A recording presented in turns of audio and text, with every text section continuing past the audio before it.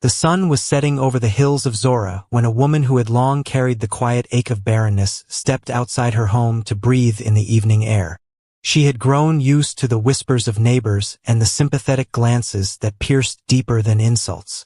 In those days, among the tribe of Dan, a woman without a child often felt invisible before society and forgotten by heaven. But on this evening, as the wind moved gently through the olive trees, something extraordinary happened. A radiant figure stood before her, an angel of the Lord, clothed in light that shimmered like burnished bronze. His voice was steady yet filled with divine authority. He told her she would conceive and bear a son. This child would not be ordinary. He would be set apart from the womb. He must never drink wine nor touch anything unclean. No razor would touch his head, for he would be a Nazirite dedicated to God from birth. And through him, God would begin to deliver Israel from the oppressive grip of the Philistines, who had ruled over them for 40 years. Overwhelmed, the woman ran to tell her husband, Manoah. Her voice trembled as she described the messenger whose presence felt like standing before fire yet brought no harm. Manoah, a cautious and devout man, prayed earnestly for the divine messenger to return and instruct them further on how to raise such a child. God answered, and the angel appeared again, repeating the sacred instructions. When Manoah offered to prepare a meal, the angel instead instructed him to present it as a burnt offering to the Lord. As the flames rose toward heaven, the angel ascended in the fire, disappearing into the smoke. Manoah fell face down in fear, convinced they had seen God and would surely die. But his wife, steady and perceptive, reminded him that if the Lord intended to kill them, he would not have promised them a son. In time, the child was born, and they named him Samson. From his earliest days, the Spirit of the Lord began to stir within him, like a storm quietly forming beyond the horizon, destined to shake nations. Samson grew into a man unlike any other in Israel, broad-shouldered, fierce-eyed, and restless in spirit. He carried within him a strength that seemed to pulse beneath his skin like living thunder. The Spirit of the Lord would move him at unexpected moments, stirring his heart with boldness that frightened even those who loved him. Yet Samson's strength was matched by his impulsiveness. One day, as he traveled down to Timnah, a Philistine town, his eyes fell upon a young Philistine woman. Though the Philistines were Israel's oppressors, Samson desired her. He returned home and declared to his parents, "Get her for me, for she pleases me well." His parents were troubled. Was there no woman among their own people? Did he have to look among the uncircumcised Philistines? But they did not know that the Lord was working through this desire to create an opportunity against Israel's enemies. Reluctantly, they accompanied him to arrange the marriage. On the journey through the vineyards of Timnah, something unexpected leaped from the shadows. A young lion roaring fiercely, its golden eyes blazing with hunger. Without weapon or hesitation, Samson stepped forward. The Spirit of the Lord rushed upon him with overwhelming force. With his bare hands, he seized the lion and tore it apart as easily as one might tear a young goat. The earth bore witness to the impossible act, yet Samson told no one, not even his parents. Days later, as he returned for the wedding feast, he turned aside to look at the lion's carcass. To his amazement, bees had formed a hive within its remains, and honey filled the hollow ribs. Scooping the honey into his hands, he ate as he walked, sharing some with his parents without revealing its source. At the wedding feast, Samson proposed a riddle to 30 Philistine companions assigned to him. Out of the eater came something to eat, and out of the strong came something sweet. He wagered 30 linen garments and sets of clothes on their inability to solve it. For 7 days they struggled, growing increasingly desperate. Finally, they threatened his bride, coercing her to weep and plead with Samson until he revealed the answer.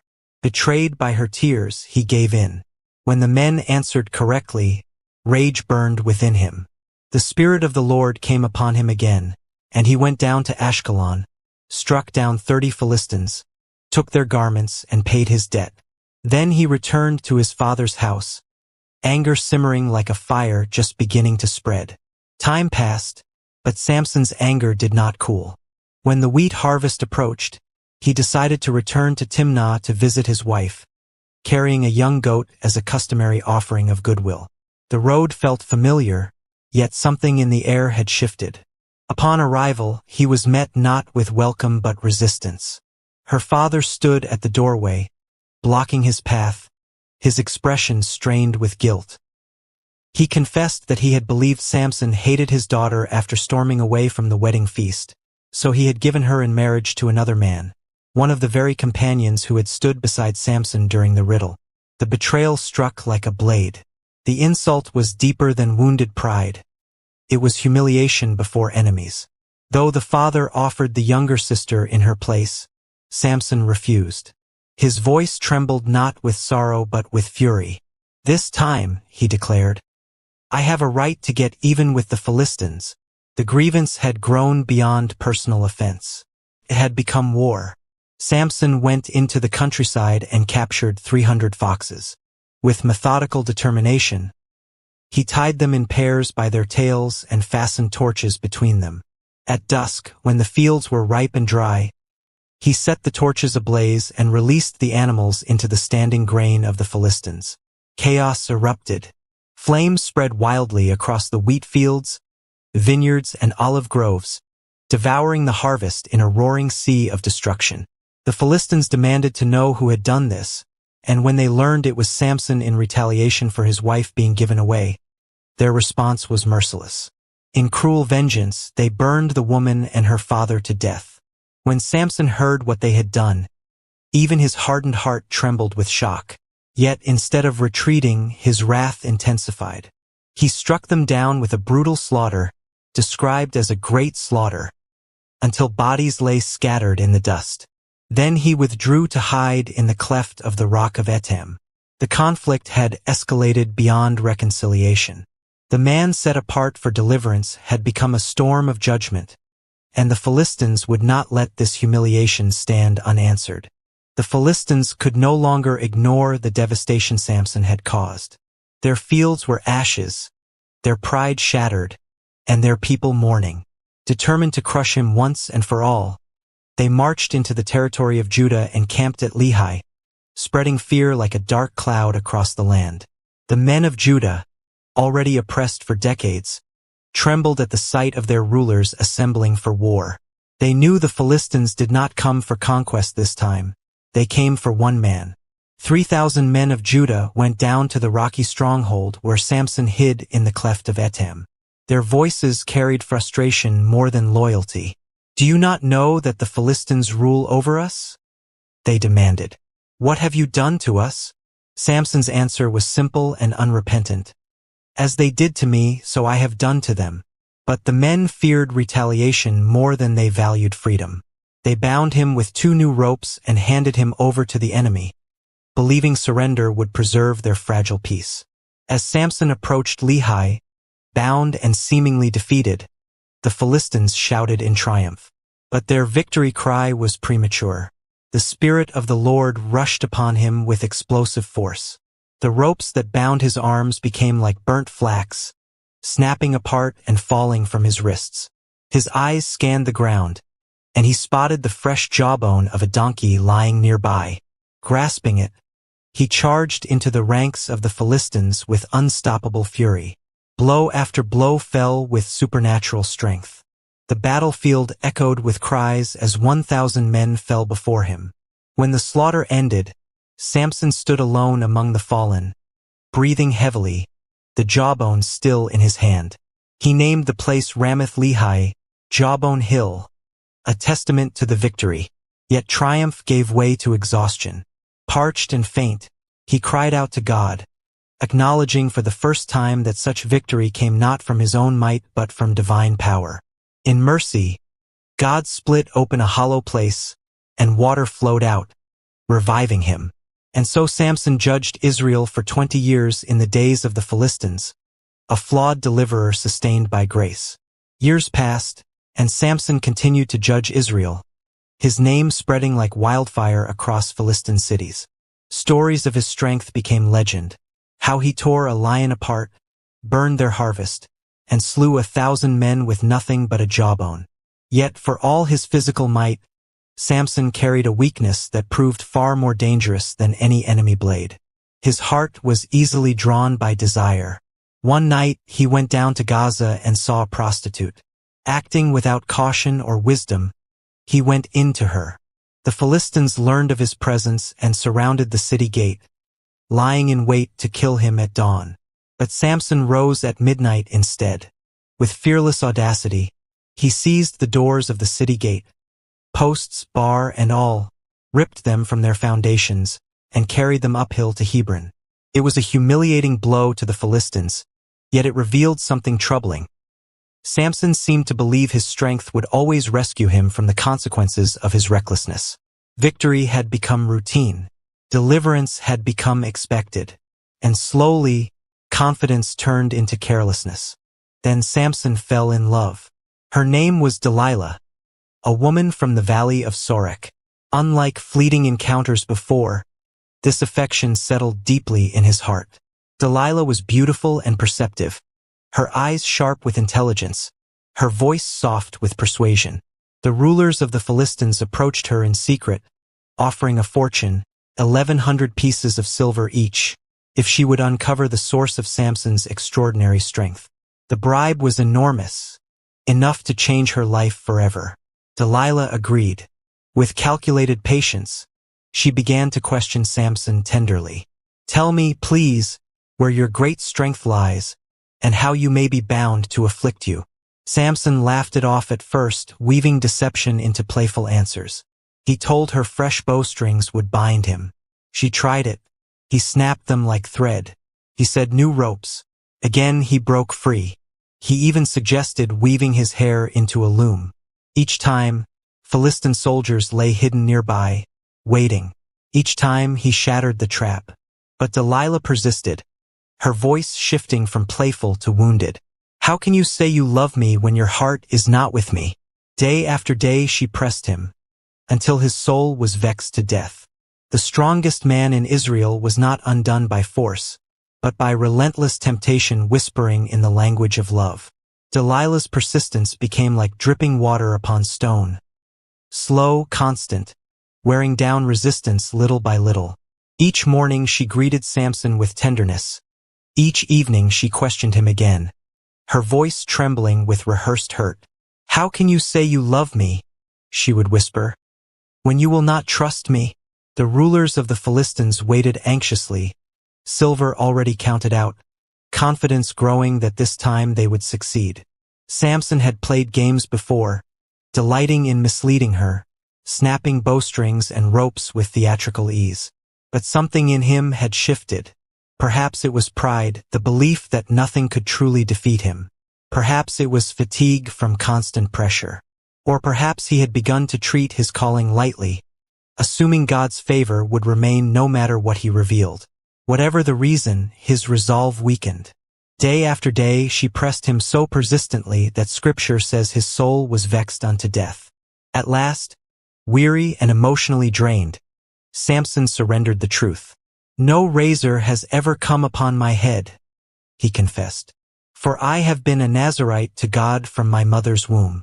If my head is shaved, then my strength will leave me, and I shall become weak and be like any other man." It was not merely hair he described, it was a covenant. Seeing that he had told her all his heart, Delilah sent word for the Philistine rulers to come once more.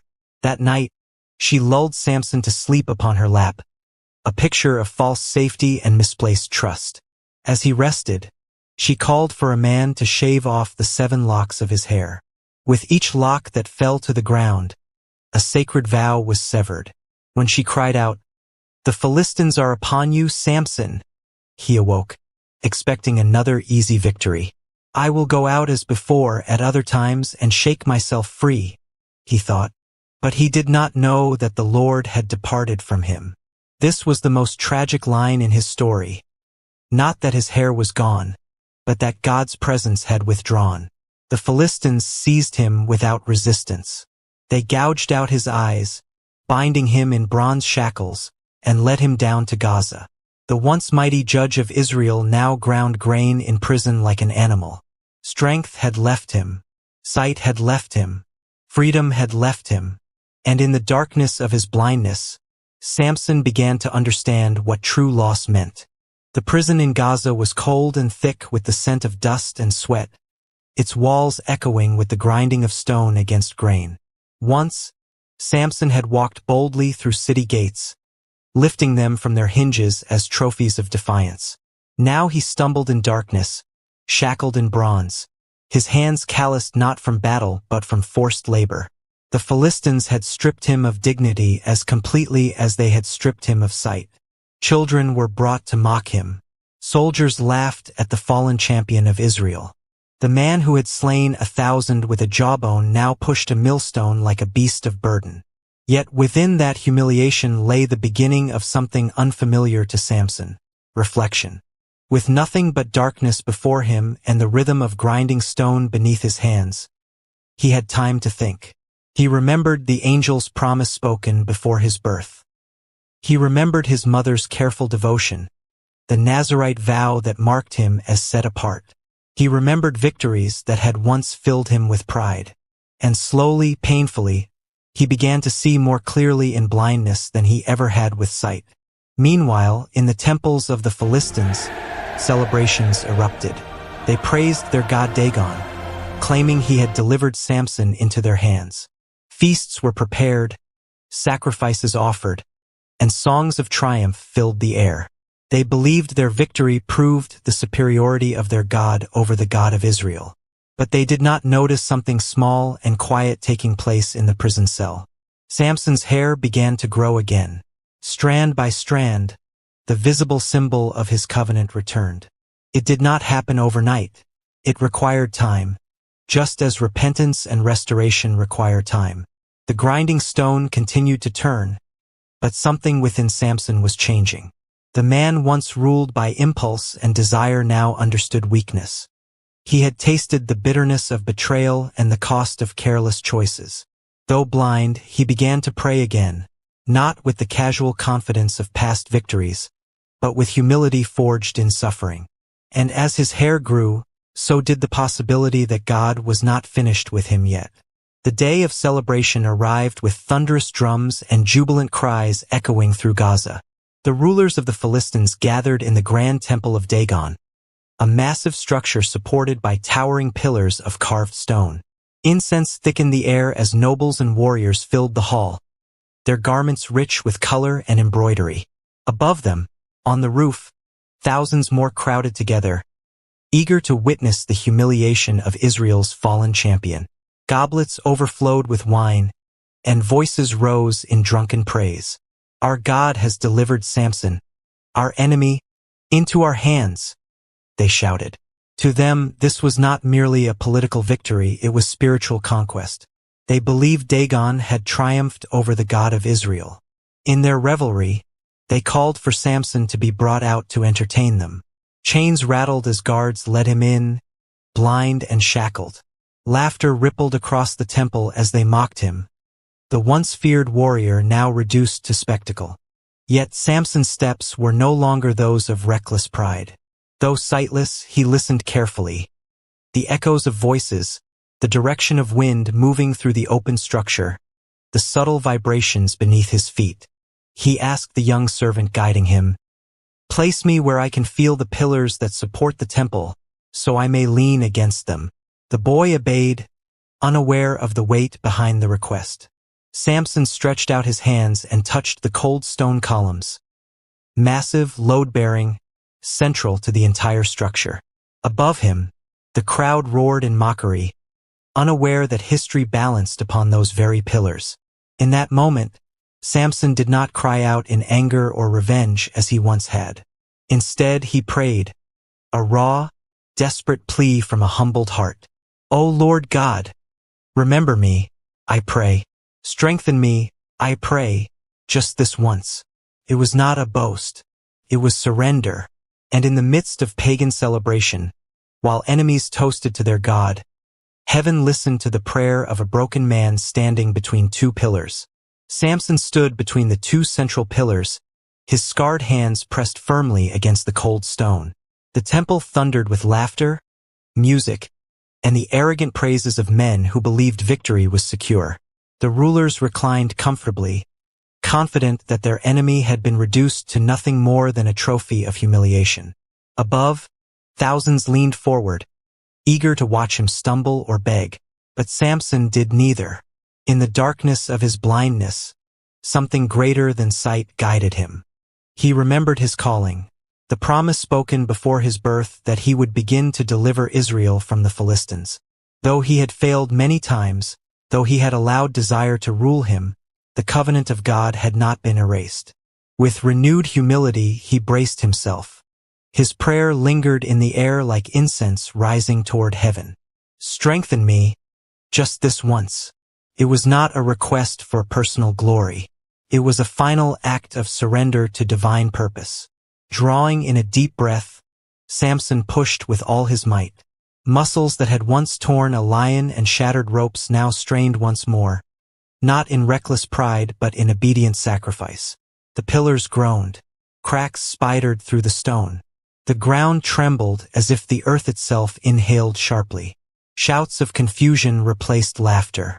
Before the rulers could comprehend what was happening, the pillars gave way. The roof collapsed with a deafening roar, stone and timber crashing down upon nobles and commoners alike.